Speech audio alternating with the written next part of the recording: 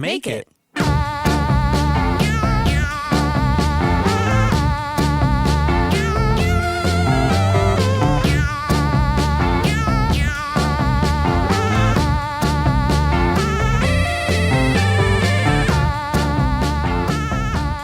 Hello, Michael, Stephen Ryan. Hey, Kristen Ray Harrington. And Georgie Ray. Georgie Ray Ryan. He is the merger of both of our names. That's George. When we first got George, his name was Georgie from the SPCA. That's his official name. That's his official name, but we stick with George most of the time. Call him Georgie periodically. Yeah.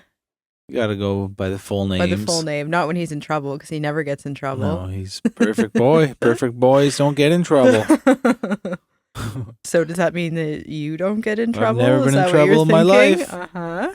Not once. We'll investigate that a little more. How are you doing? Good. We had a fun week, huh? Yes. Mm-hmm. We went into the city. So of Halifax. Yeah, the city of Halifax. We live a little bit outside the city. And for my birthday this year, you purchased a couple nights at a hotel and a hockey game. Mm-hmm. Afternoon at a games room. Yep. And yeah, just a good food. Adventure in the city. We went to a great restaurant called Asia. Yeah.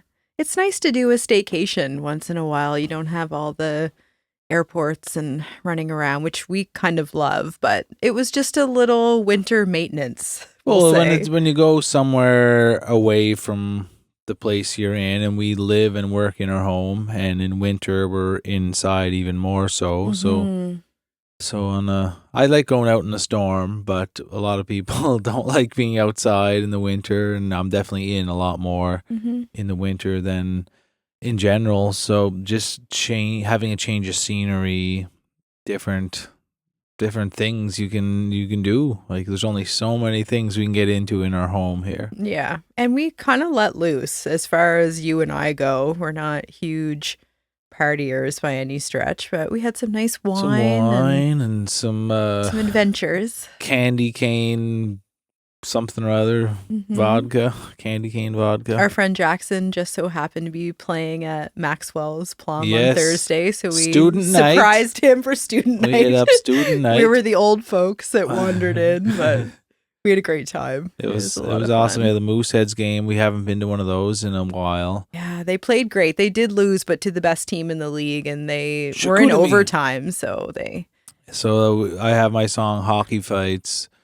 That's about going to a Mooseheads game when they're playing a French team, and we're a little bit buzzed on Fireball whiskey. So we did do exactly that. Yeah, that was our night. Yeah. We tried to strategize as to how we might smuggle the whiskey in, but we didn't do it. We didn't do that. Yeah. We went to see Jackson instead afterwards. Great, nonetheless. Yeah, so nice to explore some of those Halifax favorite spots and come home and cozy in. Yeah. Welcome to Make It with Mike and Kristen, where creative people talk about what they make and what making it means to them. Mm-hmm.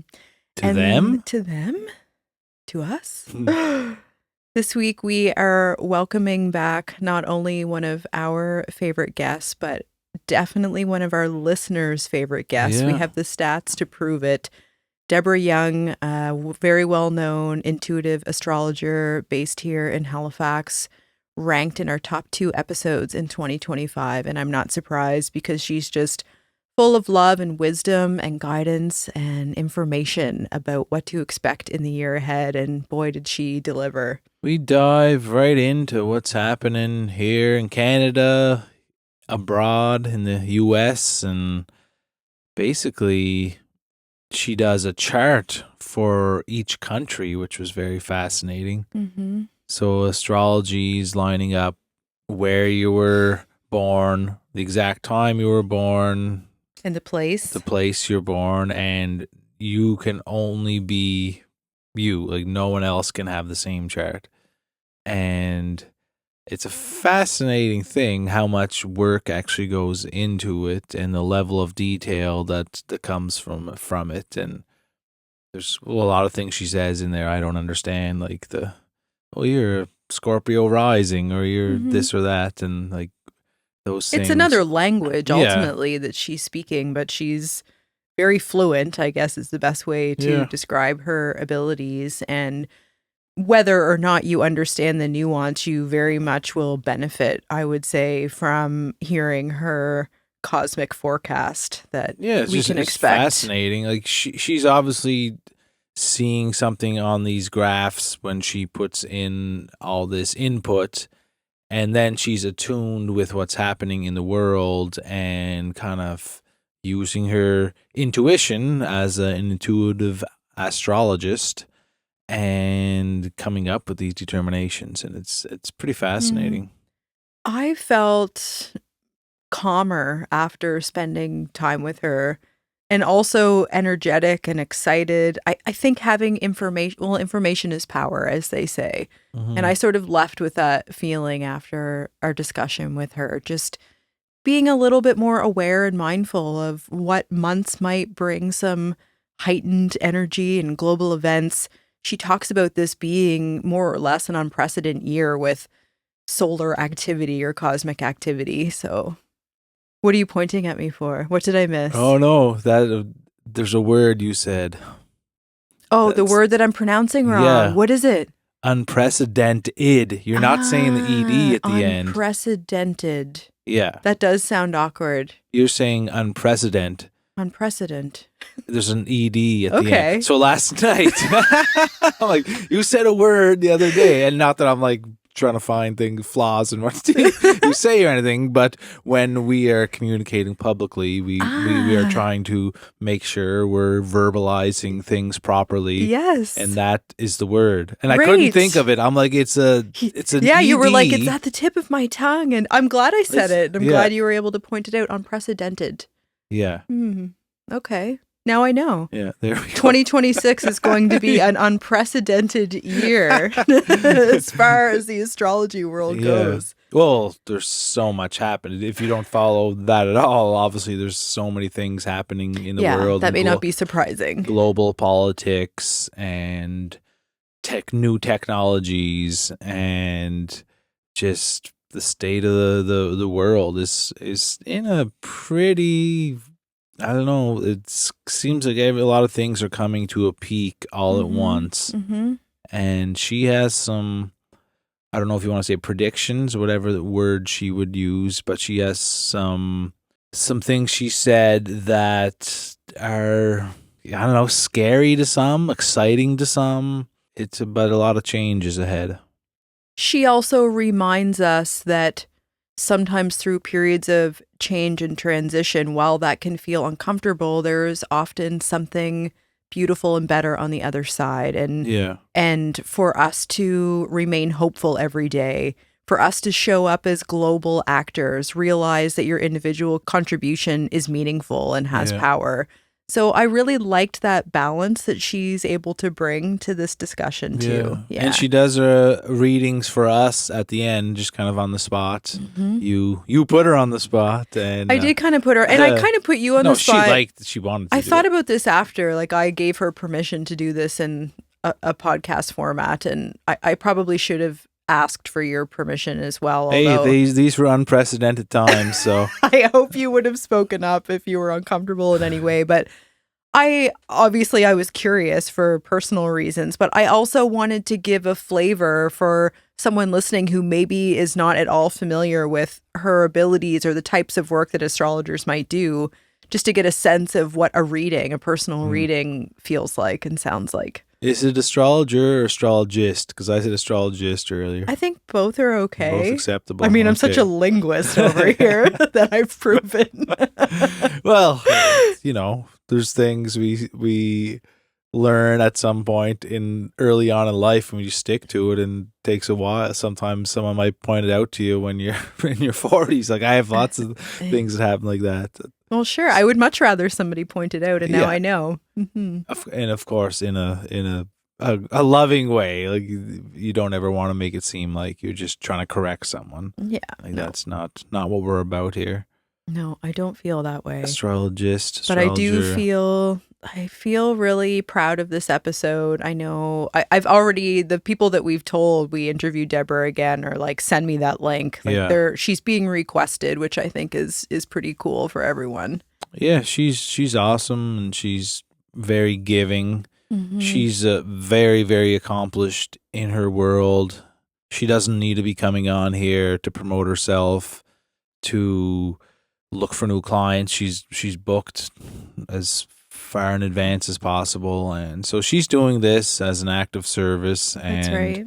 And she was on the tail end of a trip. Like she was home for about 5 minutes from a family vacation and just came here. So yeah, she went out of her way to do this, and we're very appreciative of that, and excited that we get to have the opportunity to share her with our audience. That's right. Yeah. So thanks to Deborah again for her time and love and energy. And for all of you listening, you're in for a juicy one. Thanks for tuning in, folks. Deborah Young. Make it. I like that you've brought lots of literature. Yeah, this is what I look at. Oh my gosh. It looks like a math textbook. Quite mathy. Is it? Yeah, before computer programs, you had to be really, really good at math. I happen to like math. Not a problem. I didn't realize that. But what's really good now is that the math piece obviously scared a lot of people from ever, like, even exploring astrology. Yeah. You don't need it. No. You need to know tiny, tiny bits, but really you just don't need it. So what are you calculating with the math? Is it just the before angles? You had to do interpolation. You had to know, I love latitude and longitudes. Are you a pilot? Because I was saying, the airport's 44 degrees north latitude, Halifax Airport. All kinds of things you had to calculate. All kinds. You needed books, stack of books to do. And it would take you maybe 2 hours to even like create a chart. And to do the fancier charts, the more complicated charts, that would take forever. I could do them like in under 5 seconds. Right. It almost seems like it's two conflicting sides of the brain, because a lot of creative people are often not good at math. And musicians are often good at math. Mike? Yeah. You're not bad at math. I can, up to 12 by 12, I'm pretty good. Once it starts to get really complicated and like calculus, like it's pretty confusing. But before that, I was good at math, I guess. Like it so depends on the teacher too. Yeah. I remember my granddaughter used to love math. She'd sleep over at 6 o'clock in the morning. She calls me Yaya. Yeah. And she said, Yaya, let's do math. I'd be 6 o'clock in the morning, but okay. And now she had a couple of teachers, and they changed the math in a weird way. That they adopted Alberta's math that they rejected. Yeah. Nova Scotia did that. And she lost all passion for math. So much it could have been your teacher experience. Yeah. A good teacher makes all the difference with math and economics. Yeah, I didn't have a good math teacher in high school. That can really ruin it. He didn't know my name after 4 years. Oh, that's, yeah. Didn't know anyone. Wouldn't matter what subject they were teaching. He didn't know anyone's name in our class. Yeah. I think some subject you can get away with maybe not such a great teacher, but math is not one of them. Yeah. Yeah. So what changed? Did software programming develop? And it totally revolutionized astrology. Yeah. Because now if you can navigate a program and you're learning, you have to learn astrology, of course, and that can take minimum 4 years. I have students that have been coming for 10 years, and they're now feeling ready to practice astrology. So it takes a while. Do you think anybody can learn? Yeah. Yeah, okay. I do. Yeah. And I have some intro classes on the go starting next week. And, they definitely struggle with certain parts along the way. And my job is to keep them passionate about it, because I see how invaluable it is. Yeah. And so that's my job in the earlier levels of astrology, is to not to overwhelm them, which I have a tendency to do. I tell them I do it, and that it's normal for them to be confused along the way and overwhelmed at different times, that's 100% normal. And let's be okay with that. Yeah. Yeah. Even Mike and I had a discussion, of course, in preparation, knowing you were coming today, and we were saying you just have so much knowledge and wisdom and experience that it can even be hard for us as curious people or interviewing here to know where to start, because we want to be respectful and we want to really allow your story and expertise to unfold, and we know it's always with the intention of helping others. Like it's really an act of service. It is. You don't need to be here. We know that. Like you've got lots of clients, and but it's even for us recognizing that we trust that you'll kind of take the lead and maybe what would be most helpful. But I guess that just to say that it probably would feel overwhelming for you at times as well, just to know so much, and where do you begin in trying to teach this to others? Yeah, the earlier levels are harder for me to teach. Yeah. But teaching has made me a better astrologer. Mm-hmm. I am going to kind of give that up this year and do shorter workshops because there's a lot of people, it's this year especially, that I may return to teaching next year. I don't know. I wait for my call. You know, it's always this kind of like, okay, you have to step forward in this way now or step forward in that way now. And I follow that. And so the shorter workshops are for people that don't want to devote or maybe learn astrology in any in-depth way. And so the workshops, they still are obviously astrology based, but we take it a certain piece, like, for example, Chiron. I may do a workshop on Chiron this year. I definitely will do one on the nodes because they change in the summer, and that's like a whole other thing for the world. But the Chiron is the wounded healer. And we all have Chiron somewhere in our chart. It's where we feel the most kind of wounded. But the gift is in the wound. And that's why it's the wounded healer. That whatever wound, if we can use that, for example, I know a number of people that have wounds around betrayal, trust, and death.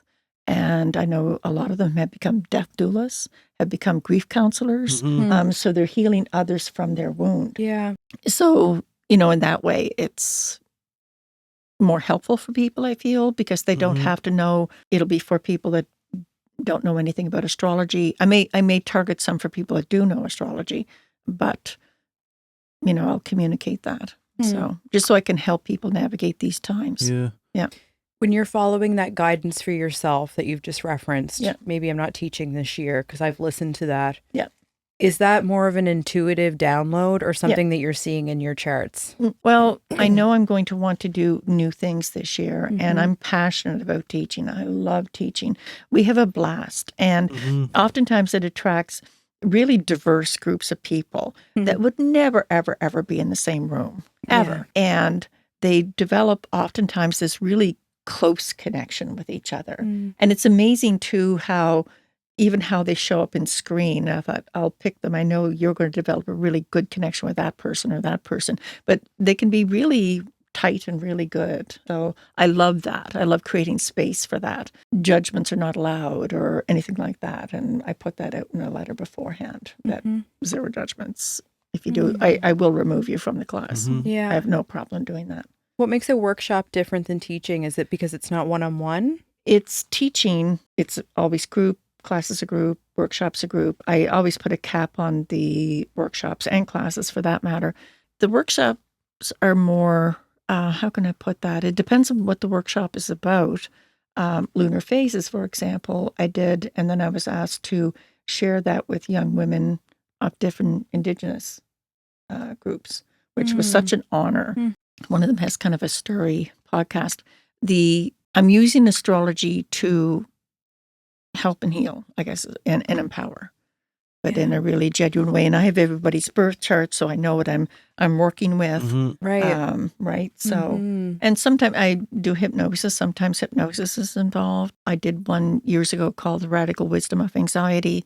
We have to, so it depends. Okay. And I usually hear a call to do, now you have to offer a workshop about this situation. So it's even though it's 100% astrology based, it's something that the theme of it doesn't appear to be astrology based, but everything is astrology. Like everything is. Yeah. So I'm a political scientist by trade, and I say everything is political. So everything is political. I guess and we have that in common. I'm a very politically based. Yes, you are. Everything's musical too. If you look at it that way. Or artistic, or music of the spheres is planets and host the planets, right? I use that in my earlier levels for people to really embody the energy, host composition of the planets. He was an astrologer. Amazing. His composition really does embody, like when you hear Mercury, it's like very much Mercury, or Mars, the god of war. The symphonies are coming in. Jupiter, the big, wide, sweeping notes, which is very much Jupiter. So we should listen to that. This studio is called Hot Jupiter Sounds. Jupiter is the big, Jupiter is expansive. Everything is bigger, vaster. He's the planet of good luck, for example, and expansion. And he's in a very good, yeah. And thankfully, Jupiter is placed in a very good sign right now, and will be in the summer, change of signs in the summer, I think late June. So yeah, it's good and Jupiter brings, again, kind of good luck and opportunities. Yeah. It kind of shows us that we're bigger than what we think we are. That's nice. Yeah. Today is January 18th that we are recording. And we know that today is a new moon. New moon. So why don't we start there? Yeah, we can start there. Talk about what that means, and maybe what this new moon in particular could bring for us. Ready when you are. Okay. Yeah. Tell it as it is. Don't hold back. You may want me to hold back. We want to hear it all. You may want me. Yeah, we really invite you, first. Deborah. I know we talked sort of offline about, of course, we want to be mindful of how much people feel comfortable receiving, but I think we're okay to, I want you to be as honest as you feel comfortable with in what comes up today. And I trust that people are able and capable to receive.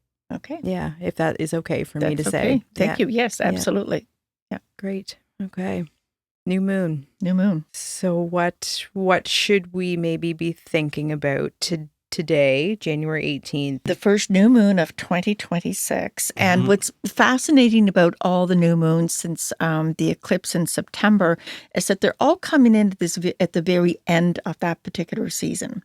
So this one is coming in at 28 degrees Capricorn, and that is kind of a threshold degree. So new moons are times of new cycles, right? They're kind of ushering in kind of a whole new cycle. But with these new moons, they're kind of showing us beginnings and endings at the same time. Something is wrapping up, and we don't know what the new may be, but so that's part of the new moon. This new moon, the moon struggles in the sign of Capricorn.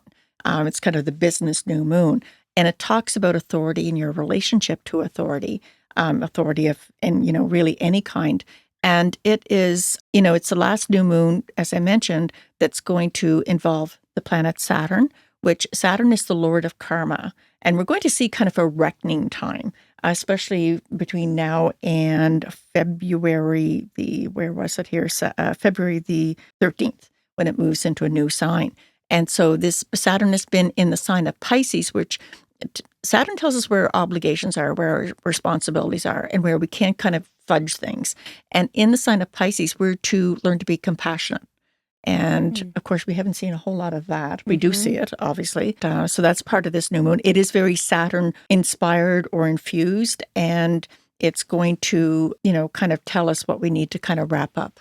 So it is a new cycle, but it has a lot of endings encoded in that new cycle. And what does that say for the world at large? Well, things are tense, as you may have noticed. Yeah. Very tense.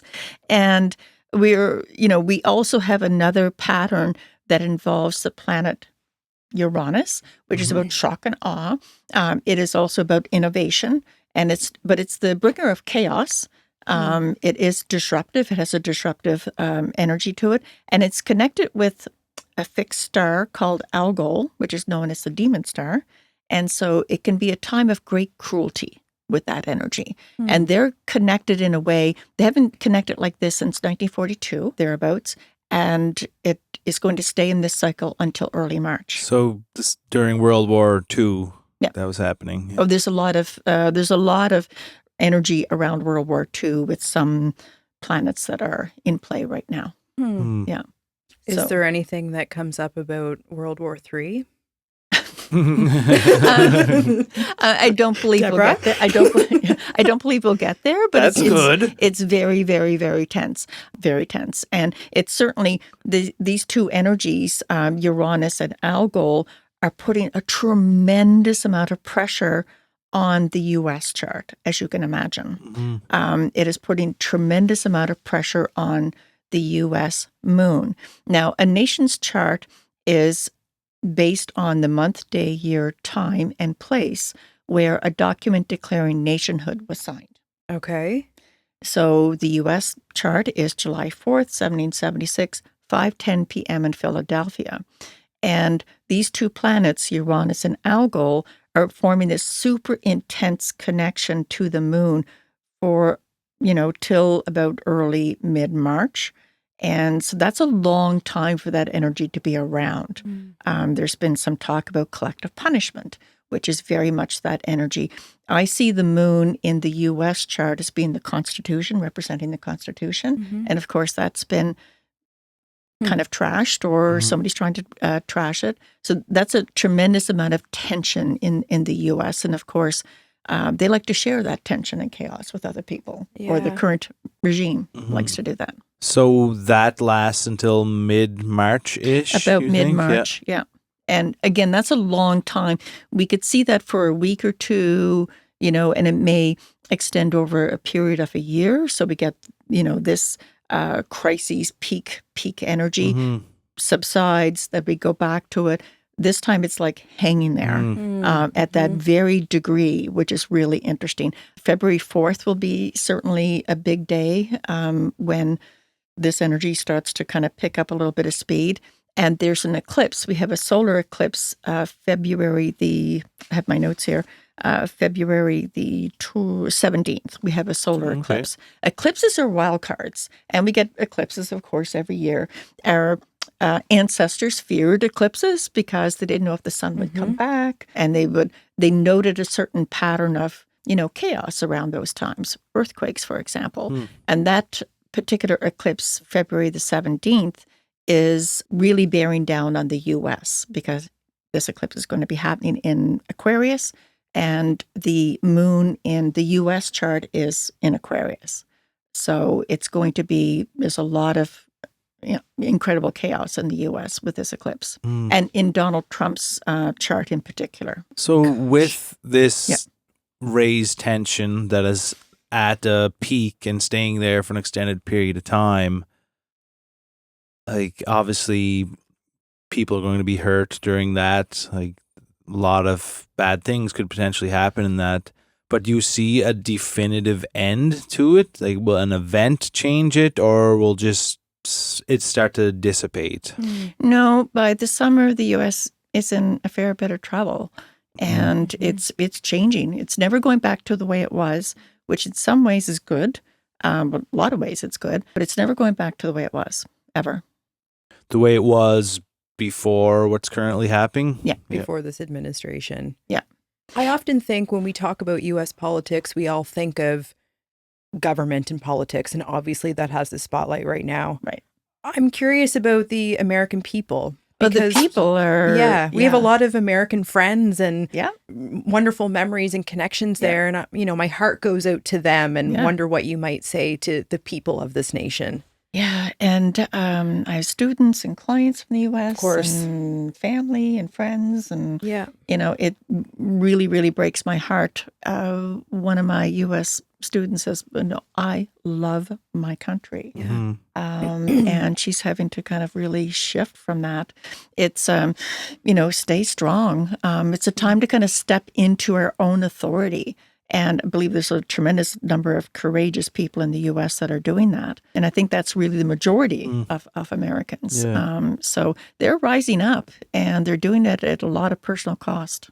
Mm-hmm. Do you see this as the fall of an empire? Like this happened throughout history. Every 250 years. Every large empire eventually fell. Every dynasty collapsed. Is this what you're seeing? Except for China. Yeah.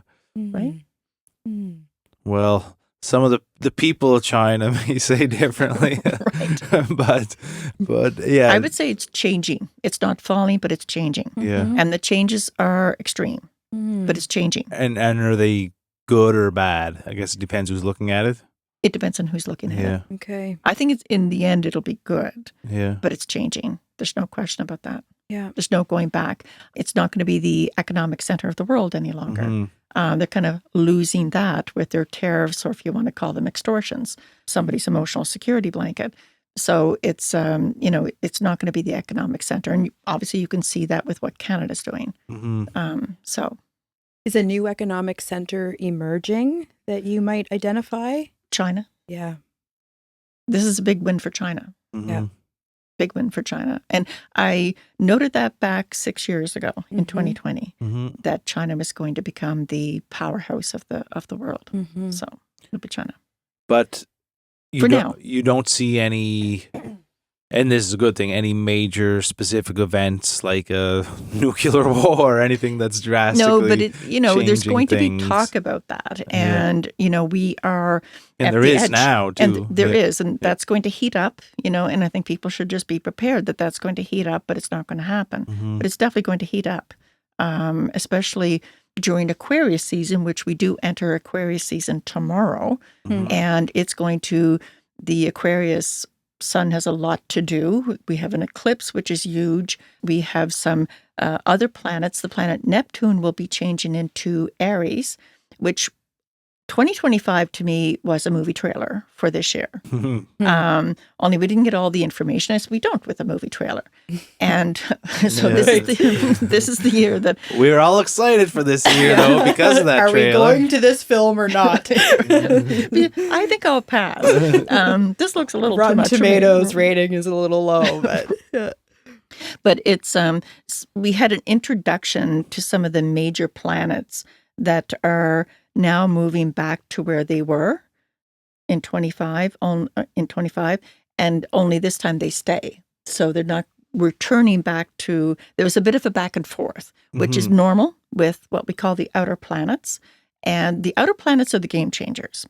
Every year, 3 times a year, we're going to have Mercury retrograde. That's normal. We get that every year. The outer planets, there's never been this many outer planets changing signs at the same time. So when people talk about multiple timelines, they're on to something, because that's exactly what it is. For example, Neptune, which rules, inspiration, intuition, Neptune is at the very edge of the heavens, and it's where we get our downloads, right? But it's also illusion, delusion, and he's changing into Aries January 26th. He was there for a little bit last year, but now he's going to be fully into Aries for up until 2039. And Neptune in Aries, everything has a shadow and an enlightened side to it. But when Neptune was in Aries, the last time was 1861. And the day after Neptune moved into Aries, the U.S. had the Civil War. So kind of looking at that. And Neptune hasn't been in Aries since that time. So when does that happen? That's January 26th. January 26th. Yeah, January 26th. What is soon. Next week. From Monday. Or just after the episode comes out. And kind of the talk of the astrological town is the planet Saturn, which is karmic and shows us what we have to kind of show up and be, where we have to grow up, where we have to mature, where we have to gain clarity, our karmic obligations, our karmic reckoning as well. Saturn and Neptune are going to be connected like this, February 20th. And they do that every 36 years.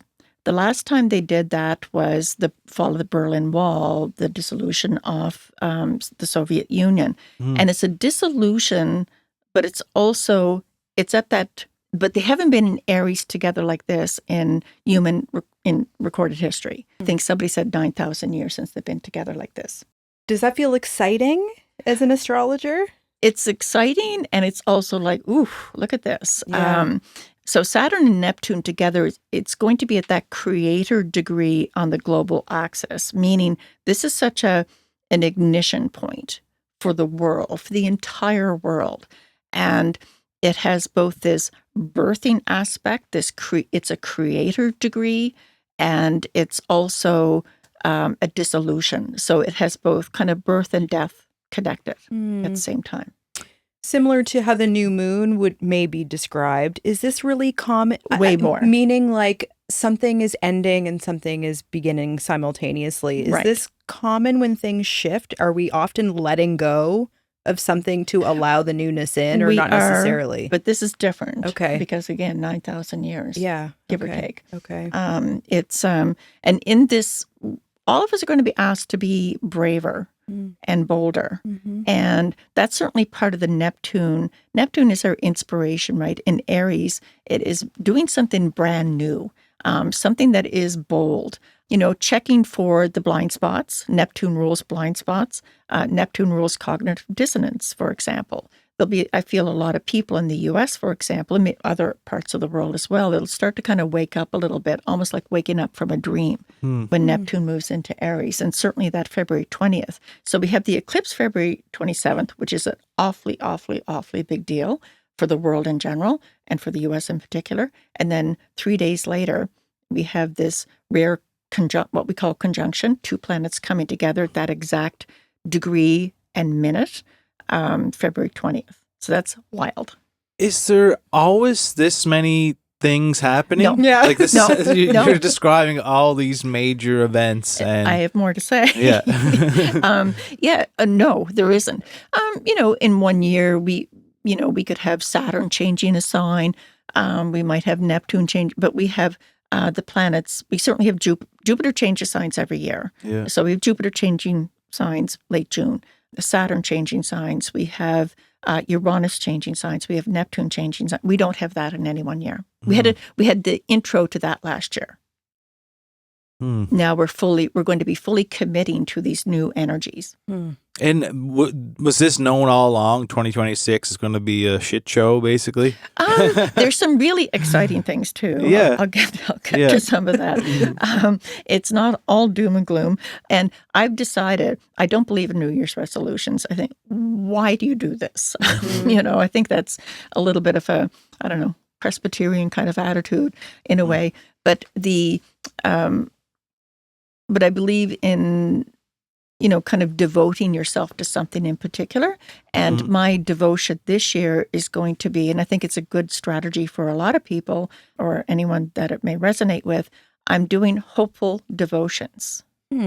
Don't ever, ever, ever underestimate the power of hope, ever. And so I'm going to commit to devoting time every day to hope. That's beautiful. And hope could be something, it should be offline. Mine is going to definitely be offline. It can't be something you're scrolling and something gives you some hope, but kind of identifying things that do give you hope. It could be, I don't know, watching something funny or, telling yourself a joke or dancing in the kitchen or something that gives you hope. You are kind of aligning your vision, your other senses to something that gives you hope. It may be seeing, more birds, and, the days getting longer. But anything that gives you hope will be really important this year. Okay. Yeah. Before we move off, because I know that you've brought both the American chart and the Canadian chart with you, and we've talked a little bit about America. Can we kind of move through the rest of the year for the U.S., if that's how it's best described? And then we'll cover Canada. I just want to make sure that we're not missing anything because I'm genuinely curious about what all this has to say. Well, the U.S. chart, and I kind of overlaid the eclipse on the 17th. And there's so many things changing. It's pretty wild. In the U.S. chart, they've had their what we call Pluto return, which only happens every about 260 years. They already had that, but Pluto is continuing to go through a part of their chart that rules resources. So they're desperate for resources. It also relates to that area, also relates to money and values, where money's been, pretty important to the American people, and consuming is very important to the American people. And so this energy that's going through is a real power struggle. And at the end of the day, that energy is there for a long time, but it's about changing your values. You wouldn't have this go through your chart. I mean, some people do, and there's a massive shift in terms of values, like massive shift. Years ago, when I would do a workshop or class and I'd be talking about values, I could see people kind of like, oh, will she talk about something sexier soon? I was like, values are really important. They inform everything. Think about it. They inform absolutely everything. And so the U.S. in general is going through that piece for still years to come. But they have this, again, the eclipse is putting such tension on, again, the moon. And the moon represents the people, basically. It represents, and the moon is not only your emotions and your feelings, but it's also, kind of the mood of the people too. And these two energies, Uranus and Algol, again, are putting that pressure on so intently. It's quite well. Definitely, it's revolutionary mood for sure.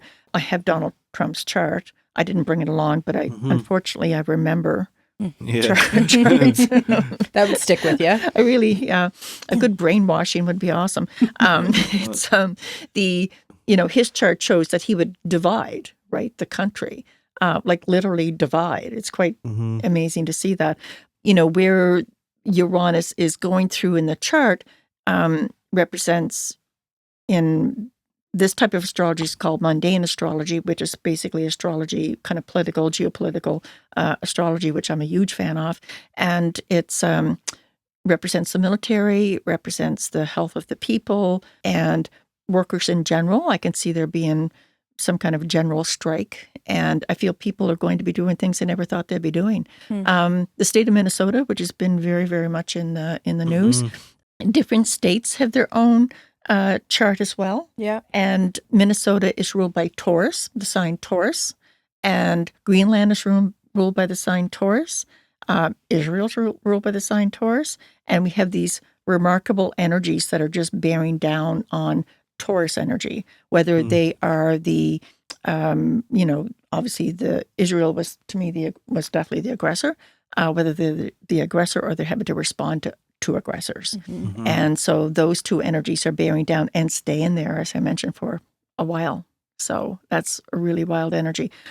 There is, what else would be there right now? The planets Saturn and Neptune will quickly move into a part of the chart that rules the foundation of the country. Now, this area is probably the most intimate and vulnerable part of our own personal charts, where, it is, kind of our home. We can come in and we can lounge around and, it's our intimate self. And so the very foundations show a dissolution, kind of a breaking down of the foundations, the original foundations of the country. And like the Constitution? Or? Different from the Constitution, although that obviously plays a role.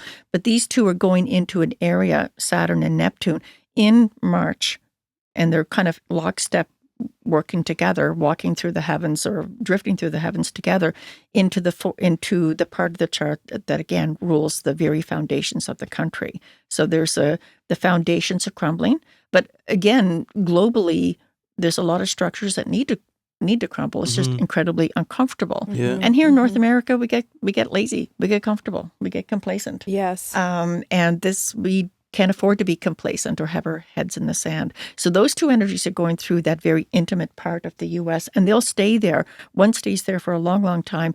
The other stays till 2028 in terms of, the whole foundation's kind of crumbling and then the rebuilding. With all this that's happening, a multitude of changes and unpredictability, what's your opinion on travel coming up? Is the world still a safe place to be in? Yes, I guess. Yeah. I'm a fearless traveler. Yeah. Although I have some travel planned for April, I will get travel insurance, which typically I don't. Okay. But I will get travel insurance because things are very, very much on edge in Europe, as you know. One of the eclipses, the eclipse in August, the shadow of the eclipse covers Europe, including Greenland, Russia, and part of the U.S., I believe. And so Europe is, definitely very much on edge as it should be. Yeah. Mm-hmm. Yeah, I guess that's more a curious question for us also as avid travelers, but also sensing that something feels different about that experience. And I guess for the first time ever, we are bringing into question the level of safety, and something just feels different than it has before. A lot of people are. A lot of people are. I see certainly travel, diminishing this year. Yeah. Yeah. And not many people are going to the U.S., of course. Right. That's another feature, too, in the U.S. chart, is that they're very much in debt. I don't know, $38 trillion or some crazy number like that. That is something there will be some dumping of treasury bonds, for sure. Okay. Yeah. Enter China. enter China, possibly Canada as well. Yeah. Is AI playing a role in any of this? Like, we are on the precipice of this very new technology changing the frontiers of civilization. And I just assume that in some way it's going to play a role in all of this. It really is. AI is here now, of course, but it's really going to be turbocharged beginning late April and stay turbocharged. And of course, it's a Wild West frontier. It's certainly going to be changing a lot. And there's no, it is a Wild West situation, no question. And some of it is really good. Yeah. And some of it is, of course, very bad.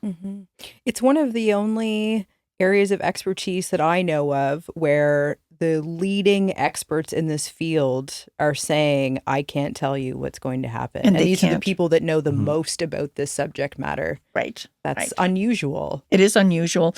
I'm concerned about an AI virus this year. Yeah. Okay. Beginning late April through to certainly July. What does that mean? From what I know, and I know this much about AI, once an AI virus hits, you can't stop it. Right? There's nothing to kind of stop it. I'm sure that there'll be people that will develop something in regards to that, but that can be pretty scary. Yeah. But if you don't know the enemy that you're fighting, it's hard to create a defense mechanism. Exactly. Yeah. Exactly. Yeah. Exactly. What's Canada telling us? What's Canada's chart revealing? Canada, in contrast to the U.S., let's hope. There's such, again, the U.S. is in definitely some trouble by the summer, for sure, by July. There's a lot happening at that time. It's, and of course, the current administration or the current president, there will be Vance will take over his spot. He's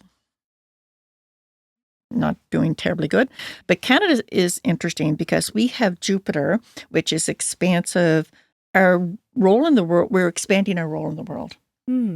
It's actually really quite, we have some bumps for sure in March and April, no question about that. And the threats about the U.S. invading, some of that talk is definitely going to heat up later this month. The talk is there. It's not going to happen. For many different reasons. The political will in the U.S. is not there for it. And our geography. Even though we can complain about how big our country is and how expensive it is to fly to, say, the other side of the country, our geography is going to really help us in this regard. It's not going to happen. But the talk will certainly be there, will intensify for sure. But our role in the world, our reputation in the world is growing and expanding. And so we still have some things in terms of shock and awe from the U.S. That's still there. But we are the planet Uranus, which, yes, is the bringer of chaos and disruption and so forth, is also innovative. Like this wouldn't exist here without Uranus. Trust me. Neither would AI for that matter. Robotics, which is going to be used so much more in medicine coming up, which is really exciting. I mean, there's some very exciting things that are happening now and will become even more exciting and so forth. But Uranus is in a part of our chart that we are doing things we've never done before in terms of trade routes and so forth. So it's actually, we definitely have some bumps in March and April for sure, even some sadness and so forth. But in general, we're doing pretty good. So that's nice. Yeah. I think the unity of Canada and the pride that we have, you've really, this speaks to some of the hardship and challenges have led us into this refreshed identity and togetherness. So that's a positive thing as an outcome of a hard thing. And when those first threats came last winter, the way Canadians bonded together and were willing to do whatever they had to stand up for ourselves, it was very powerful to see. Very powerful. We have some tough energy from Saturn coming up in later March and April. And then it kind of slides back, or it moves on rather. And, those will be a little tough, but we're tough. And we're fixers too. The U.S. chart and Canada chart couldn't be any more different. We share the same sun sign. Our birthday is July 1st. There's July 4th. So we're both Cancerian countries, but we're very, very different. We're incredibly different. We are more prudent, and we are fixers. If something's wrong, we try to show up and fix it. And it's definitely a humble energy. So those challenging and dark times you think in March and April, is that in relation to our relationship with the U.S.? In part, yes. Yeah, in part. And they're not terribly dark. They are, we could be a little bit too, what's the word I'm looking for? We could see it maybe too dark. Okay. And they're only brief. They're not like a long-term thing, or, they're not a long-term thing. But, there's kind of a collective sadness, a national sadness at that time. Yeah. Does anything come up about our current leadership and administration under the Carney government? Do we feel like that's going to be a strong... It's going to be very, very strong. Great. I mean, I'm going to have some, and I already have had some issues with him, but that's called being an adult. Sure. Right? Yeah. I'm sure you don't always agree with Mike. Yeah. Right? You know me so well. What? You're not always going to agree with your leader. Yeah. That's perfectly fine. Yeah. But his chart is crazy amazing. It really is. He's Taurus rising. Somebody got his birth time, and at first I was like, oh, what's his birth time? What's his rising sign?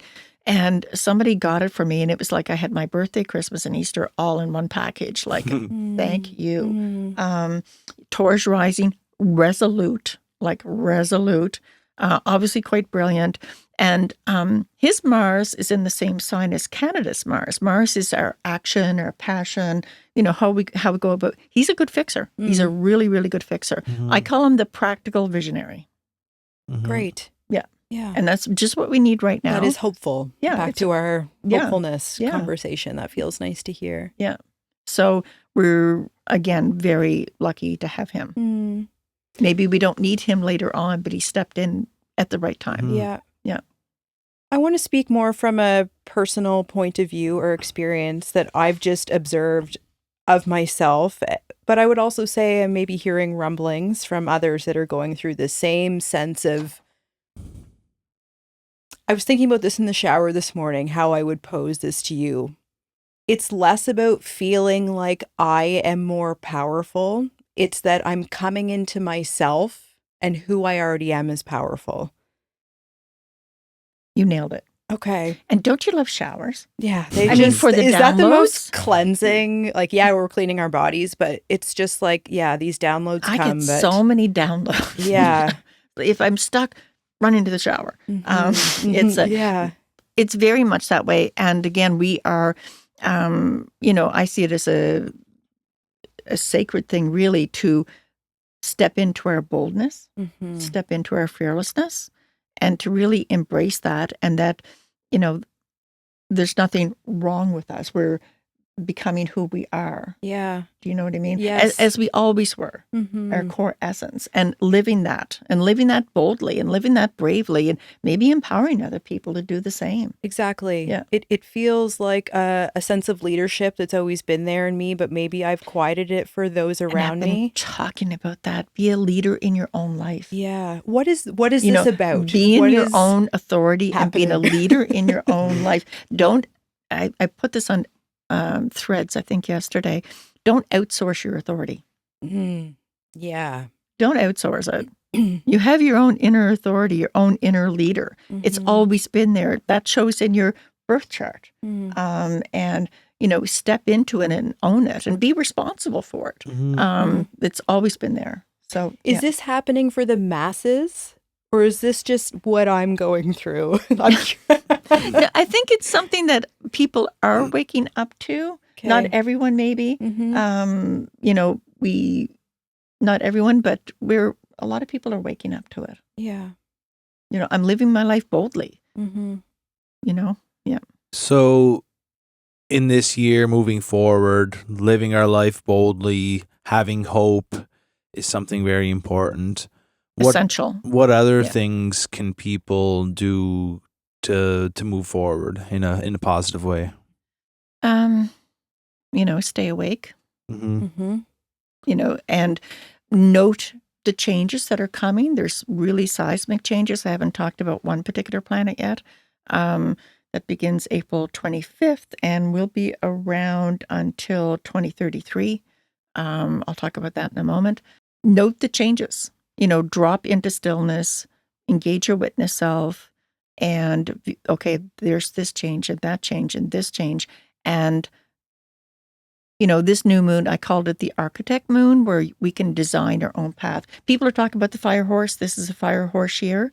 That is the February 17th, I believe. We have the year of the fire horse. Mm-hmm. We haven't had the year of the fire horse since 1966. If anybody remembers, that was a year of great protests, right? And people are looking. We just came through the year of the snake, where the snake has been shedding its skin, and so the snake has a little whip to its tail, and after that, we're going to be into the year of the horse.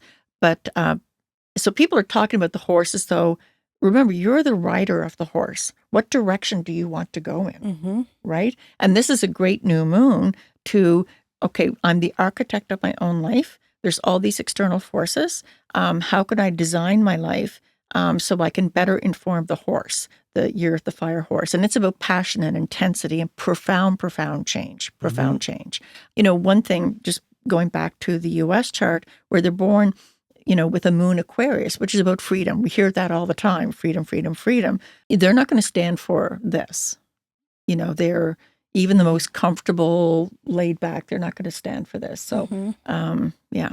So, again, looking at your own life, how do I want to architect my life? How do I want to design my life? And then you can better inform the horse where you want to go. This is another constant I've heard come up, is this desire to know ourselves. Right. I'm co-facilitating an online program with a good friend of mine, and it's called Soul Archaeology. Ooh. And the question, which is astrology, which is beautiful. Maybe you'll join us one evening, but this is just coming to me now. But the foundation of the question that we're posing to this group is, who am I now?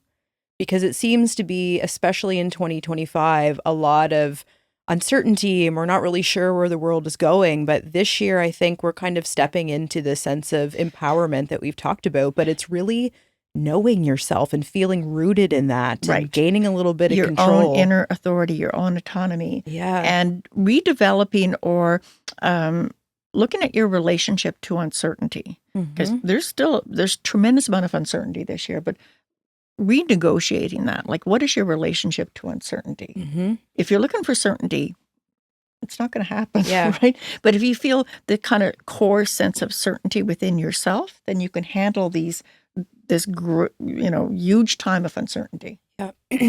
How important is it to have a sense of certainty in the things that you can, quote unquote, control in your life?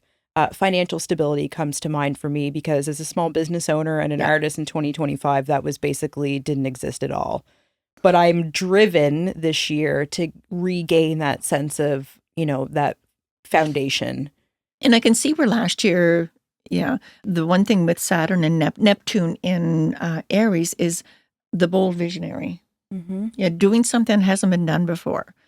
We can look at like Heated Rivalry. I haven't watched the show. Nova Scotia writer, which is like awesome. Helping to break stereotypes. Right. Again, big plus. We're going to see a lot more of that this year too. And just doing it, right? Writing it, painting it, dancing it, singing it, whatever. The bold visionary and following that. I like the analogy, I guess, of the surfer, where you choose your board. You're mindful. This is your board. You're out in the ocean and you are aware of the external, whatever's going on. You have that kind of awareness, but you keep your focus on the shoreline.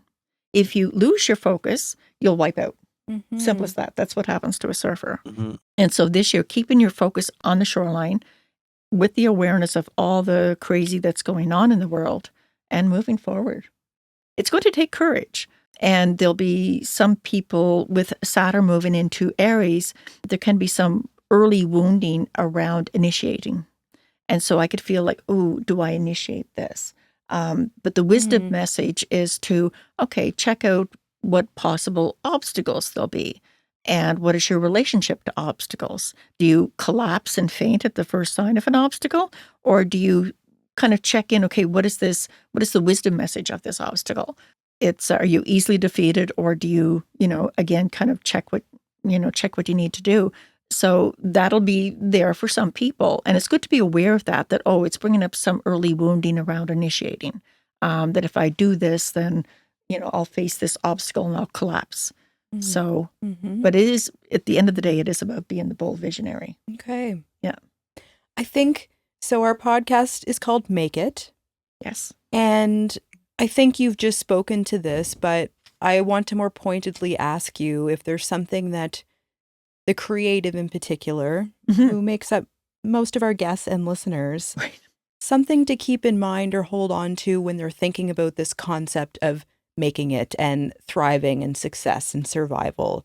Is there a piece of advice or something that comes up that you might speak to that audience in particular when asked that question? Yeah, I wouldn't use the word survival. Yeah, okay. Or thrival. Okay. New word. Yeah.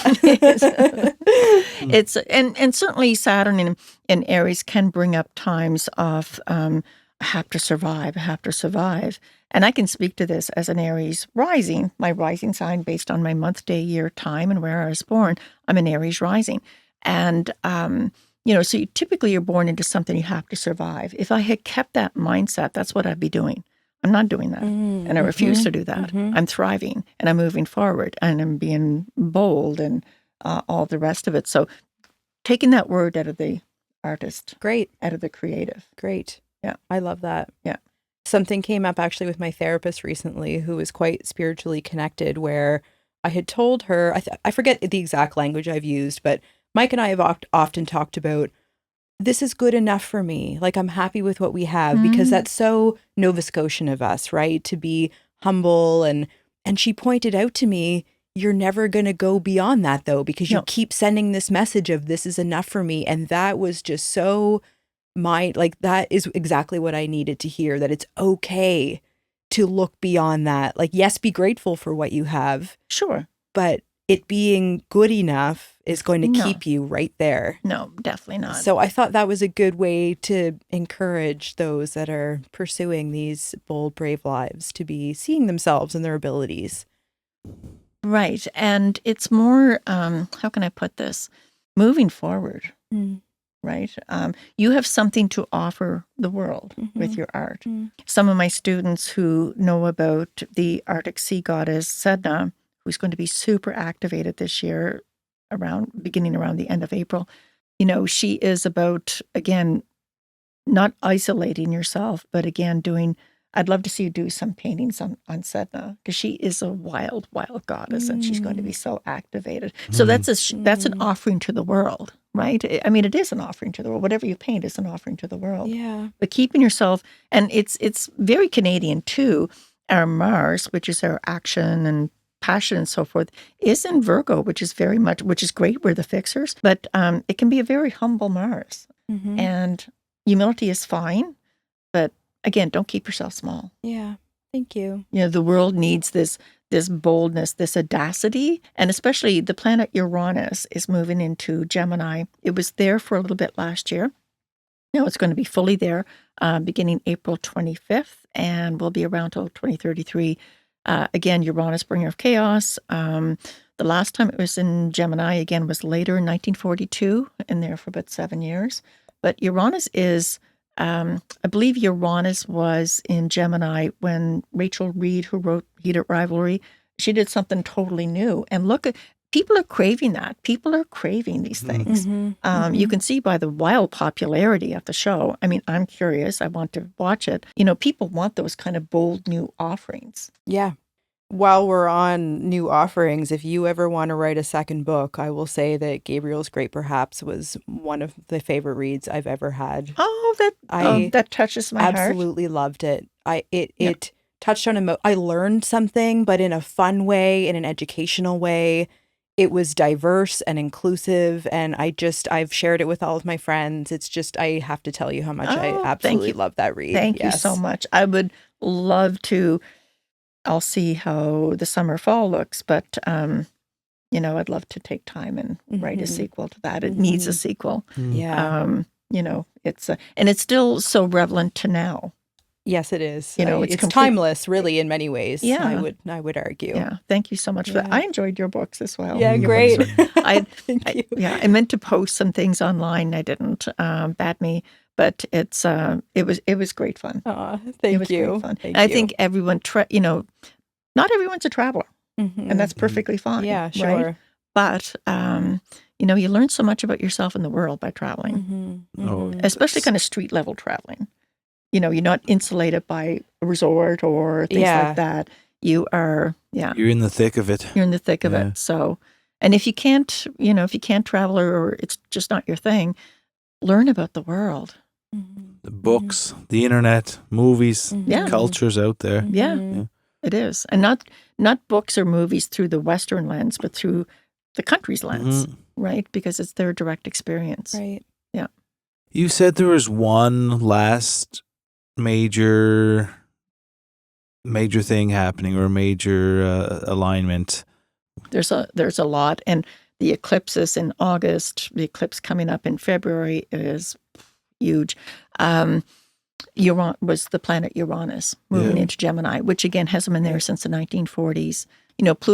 Pluto, which is the transformer, is in Aquarius, has been since November 19th, 2024. And Pluto's job is to uproot the rot and transform humanity. And in the sign of Aquarius, it's there till 2040. 2044.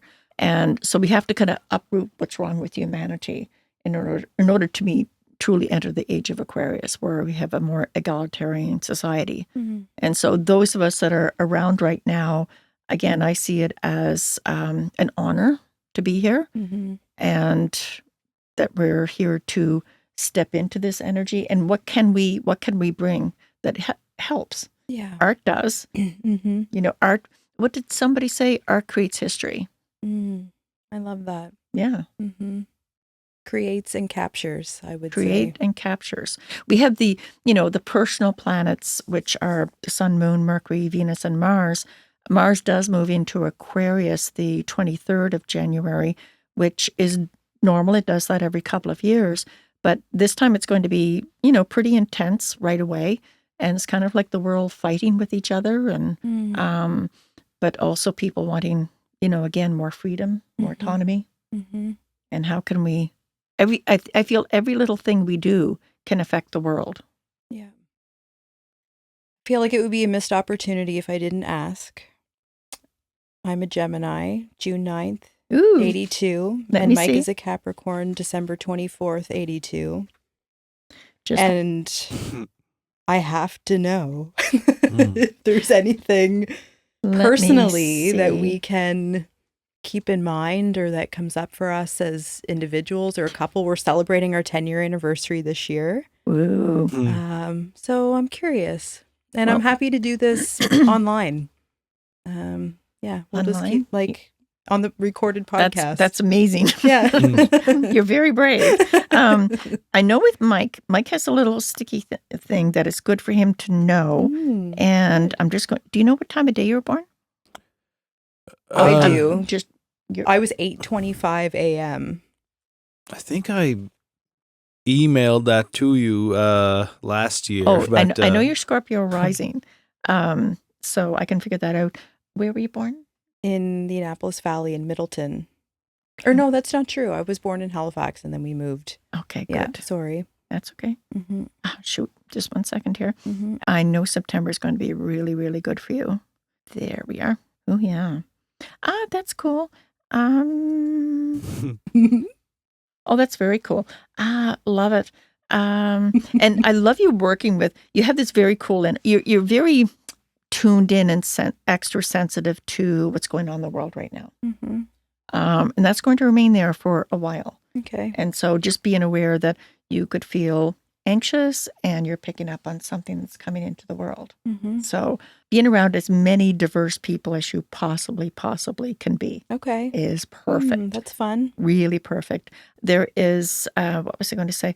Oh, you're going to love, you're going to somewhat love July, and it's a very empowered energy where you're going to feel this expansiveness. And it's the desire to really connect with more people. It's actually quite good. Great. You're going to get into more your physical body to feel that urge to, there's a very helpful planet that, it's helpful in this context, where if you needed to regrow an arm, regrow an arm this year. Okay. But it gives this sense of intensity too, this real intensity to move forward. It really does. You have this, Pluto is making a great connection to your Mars, which puts you very much into your body in a really, again, intense way. It's really, really, it's very, very helpful. Really helpful. So it's interesting. There is, and very important, it's kind of a tendency for you based on your birth time, for you to go into the weeds. Right? I mean, the perfectionist wound. Yeah, that checks. Oh, the perfectionist wound is, and nothing is good enough, right? And kind of really letting that go is incredibly, incredibly important. Great. Yeah, really important. But yeah, you're going to be writing again. Yeah. I mean, you're definitely writing again. I've started writing again in like unexpected writing, though, like not what I would ever have imagined I would be writing, but we'll talk about that later. Yeah. Okay. Yeah. Thank you. Yeah. No, it's really, really quite good. But I love that energy. And there's a kind of a divine protection energy around you too. And into the fall of this year, you have Jupiter in your house of money and resources. So you're going to feel this extra confidence with money. Which is really helpful. Great. Yeah. But it's just this confidence, like, oh, I can have money. Yeah. Okay. Right. I can have it. Right. So that's really, really awesome. Really awesome. But yeah, I love the different groups you're going to be involved with this year. It's pretty interesting. And right now you wouldn't, you're gaining clarity about your spiritual path. And that's an ongoing, that kind of wraps up about the end of March. Okay. Yeah. This all resonates perfectly. Yeah. Yeah. Thank you. Some more clarity around your father And and your father's side of the family. And that's going to be a thing for a couple of years. Yeah. Okay. Which is fine. But yeah, quite interesting. You must see how being married to Mike has transformed you. Sure. Well, mutual transformation. Yeah. Oh, that makes me a little emotional. Yeah. You can't survive. Of course. Yeah. You're supposed to be emotional. Yeah. Yeah. It's, so that's pretty interesting in there. But yeah, I'm going to just check out Mike. And I'll warn you about not warn you, but how you can, if we know something's coming up, if we know there's a bit of a cold, stony passage coming up, if we know it's coming up, then again, we can show up to it with intention. Right. Okay, here it is. Kind of sucks, but it's not here for long. So December 24th. 82. And 4 a.m., I believe. Maybe, I think it was not too long after Christmas Eve, like when it struck. And where? Inverness, Cape Breton. Such a beautiful place. Yeah. Yeah, Scorpio rising. Oof. That's, it won't be there very long. Interesting. There is, where you could feel this, you would have had a little bit of this last summer. Do you remember that or no? A little bit of. This same energy is coming back. It would have been there in, not quite, but it was close. It was close in July. It's going to be directly Saturn is going to be making a tough connection to your sun sign. Okay. And it's going to be there. It's a one and done trend. Sometimes this drags on for months, or on and off for months. You only have it once. So I call it the one and done. And that's going to be you'll start to feel it March 1st, and it'll begin to move past you about March 11th. Okay. So what I would do during that time is some resentment may come up. You could feel stuck. You could feel a little bit tired. It'll bring up some shadowy stuff a little bit. But again, it's only there briefly. And sometimes when a tough thing like that happens in my chart, sometimes in hindsight, I'm like, I wish I'd really kind of dug in a little deeper, because that was unpleasant, but really helpful at the end of the day. And I would be making sure that you're you're kind of doing things right in a way. Do you know what I mean? I wouldn't be speeding, for example, because this can be a little authority stuff come up. Definitely authority things will come up. Okay. Yeah. It's, and you could be wanting to start, I wouldn't try to start something at that time because that is just hard. You're like manifesting obstacles and delays, and you could feel like shaking your fist at the sky. That Deborah Young. So I would just give that a pass. It's something not quite the same a few years ago, and I booked off about a 2-week period. And thought, I don't need to be doing it, which is unusual for me. I don't need to be doing anything. I just kind of, okay, I'm taking that space and I'm just going to see what this is about. And it was fine. But I wouldn't, you may feel a little stuck at that time. Don't make friends with that. Again, involve your witness self, observe it, acknowledge it, know that some authority things will come up for you and it'll pass. Okay. So if you know it's coming, it's going to be very, very helpful. Trust me. And again, it's lucky because it's a one and done energy. And then that's it. You're going to, I know you take your creativity seriously, but it's going to another level past this transit, where you will really be taking your creative energy more seriously.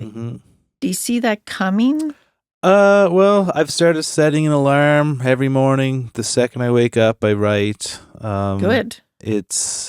I'm just going onto the page just for a new project I have in mind. Yeah. And it's like very regimented, I guess, in a way. Still with the freedom of what creativity generally brings, but like setting the alarm every day, waking up, having that routine to do, and then... Routines help to anchor healthy habits. Yeah. And as much as routines can sound, I don't know how they sound, but they do help to anchor healthy habits. Yeah.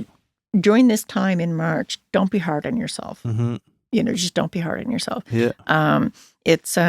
But you have that bold vision energy about to move into your house of creativity, where it's never been, ever, unless you're 200 years old. It's just never been there. So it's just moving in this year, and it'll hang out in that area for years and years and years. It's a very slow moving planet. The slow moving planets, they're the most impactful. Again, as I mentioned before, we have Mercury retrogrades every year. We have Venus changes signs, once a month into the new signs. And although that's important, it's not, it's not necessarily a game changer. Yeah. These are game changers. So Neptune is just moving in there. You're going to be inspired with something else too. I guarantee you that. So have you had any stomach issues?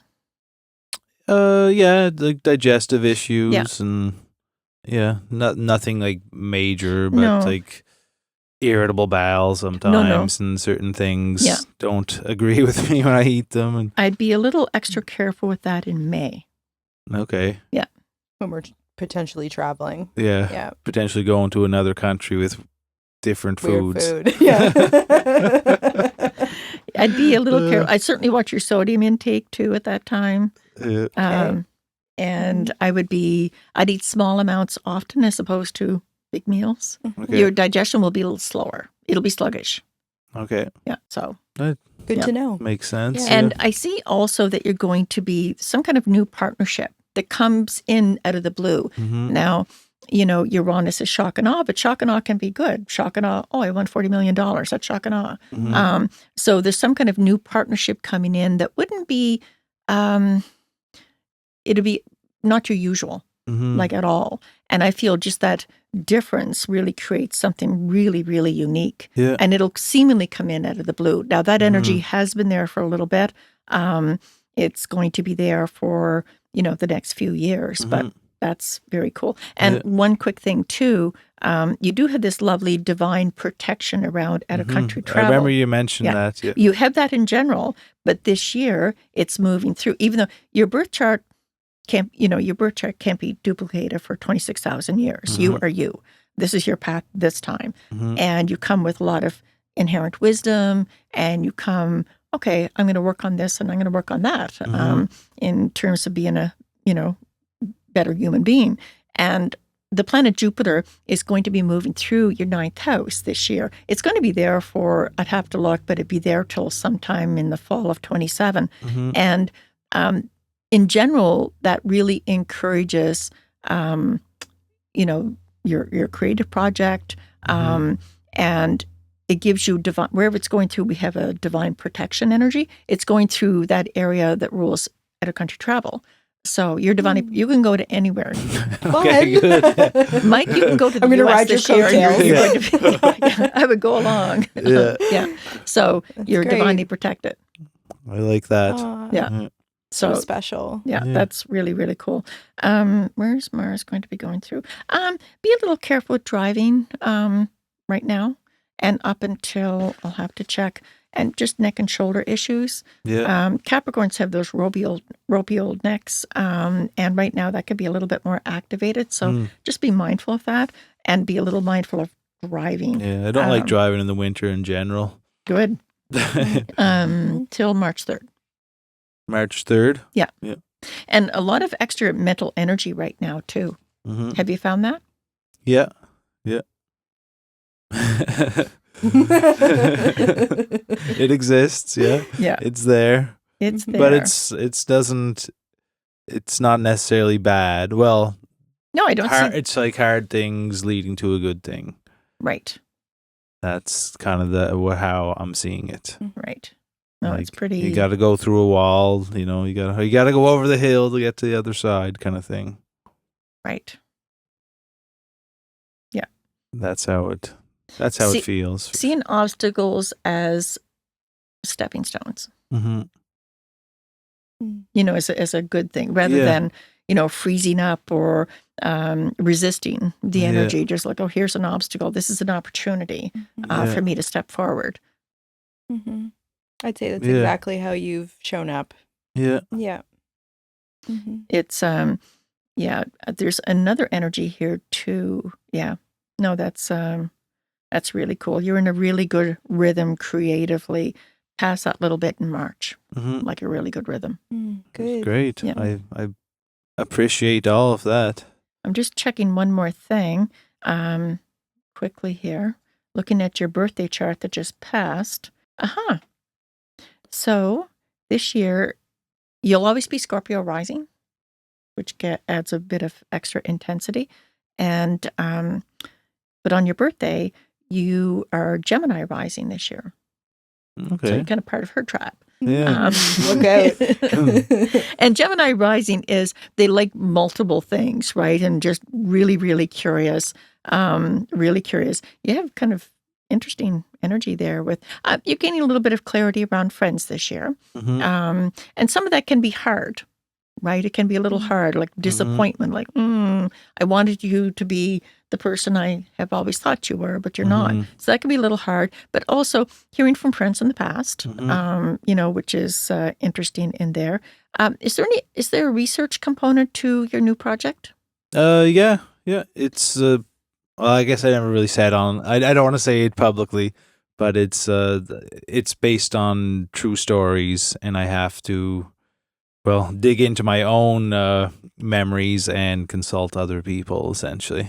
The research, you have beautiful energies around research this year. Yeah. Like beautiful. That's a really, really nice energy. Really nice energy. Yeah. Have you thought of Croatia?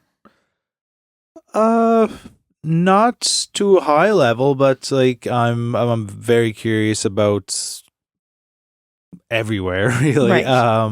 And that's a place that has always been somewhere I thought of going eventually. But it hasn't been at like the forefront of things. Yeah, it's kind of showing up here this year. And your birth moon was in Aquarius, which is, emotional freedom. And, feeling, have you felt that you want to stand up for humanity in a sense? I kind of always feel that a little bit. Yeah. This year it's a little bit stronger. Okay. And which is very cool. There is, you could have some crazy dreams this year. Okay. But kind of healing dreams too. Yeah. There's something healing happening when you sleep this year. Okay. Which That's is cool. really cool. Yeah. I just get to lay there and get become a better person. Soak it in. That's nice. I had that for a few years. I loved it. Yeah. Oh, all I have to do is go to sleep. Yeah. No effort, just like go to sleep. Loved it.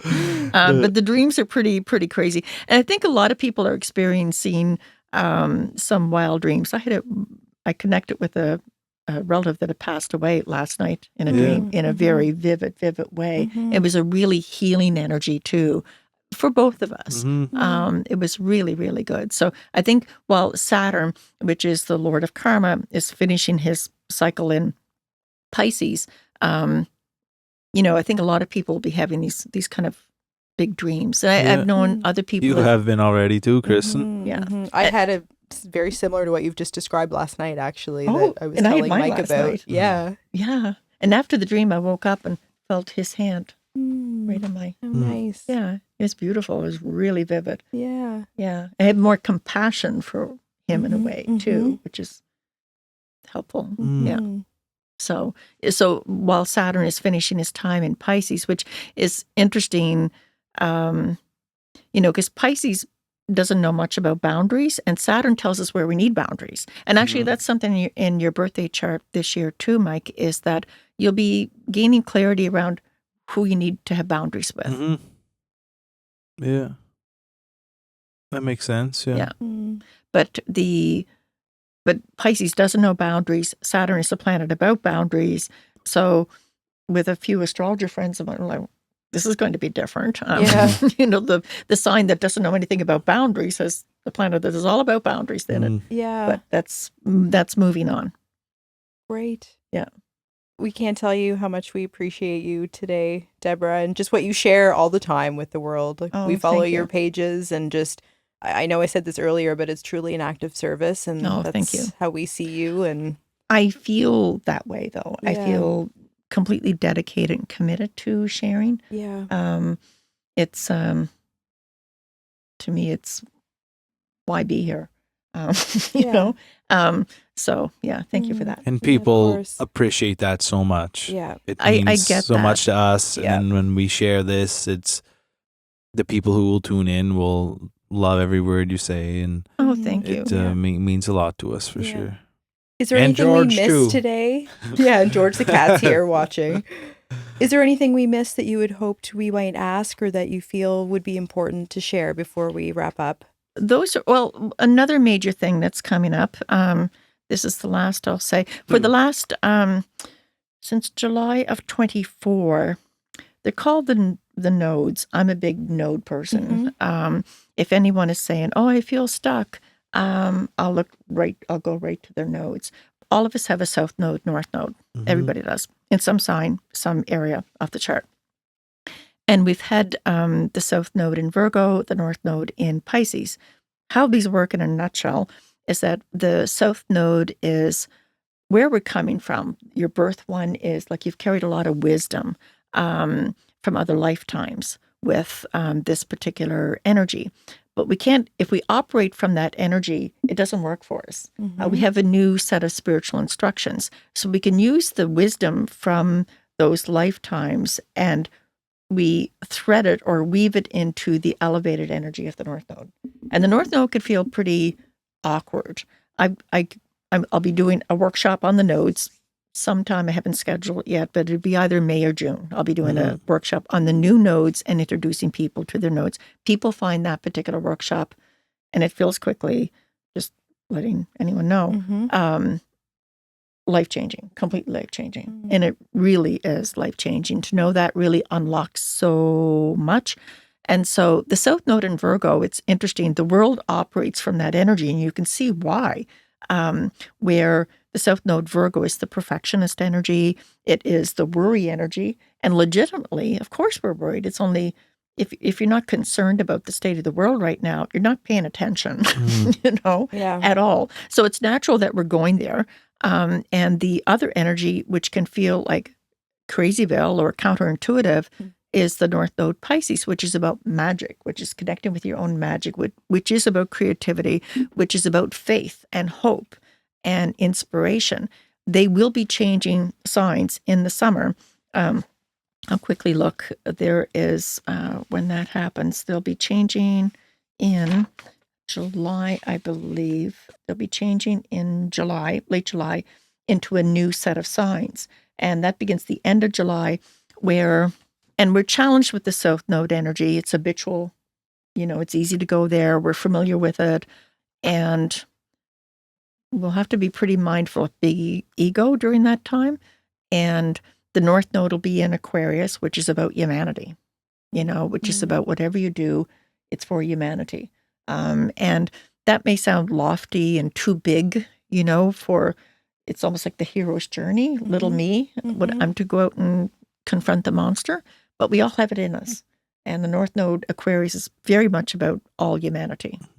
So maybe that's a good point to wrap up. Wonderful. Beautiful. Thank you so much. Oh, you're very welcome. Yeah. Loved So every special. second of it. Yeah, every second. Agreed. We can't wait to share this with the audience. We'll put, of course, the links to all of your work so people can follow along throughout the rest of the year. And be able to take a course or program with you as well. And when she says they fill up quickly, she means it, like that day. So if you're curious, hop online ASAP. Yeah. Thank you for these blessings, Deborah. This. Appreciate it. Well, thank you for inviting me back. And of course, we'll see you next year. Yeah. Okay. Next Cheers, January. everyone. Thanks, folks. Make It with Mike and Kristen is recorded and produced by Michael S. Ryan at Hot Jupiter Sounds. Intro and outro music by me as well. Cover art by Emily Rankin at Take Note Graphic Design and photography by Candace Moore. If you cool cats want to help us out, the best way to spread the word is by telling a friend about us. Tell your mom, tell all your buds. Word of mouth is still the best way to reach people. It's free for you and helps us immensely. And if you're into it, you can like and subscribe and all that stuff too. Another way to support us is through our Patreon. We have a number of super fun tiers and perks like bonus content, handwritten postcards, creative coaching, and so much more. Find us at patreon.com/Mike and Kristen. For the makers, the dreamers, and the figuring it outers, have fun trying to make it out there, friends.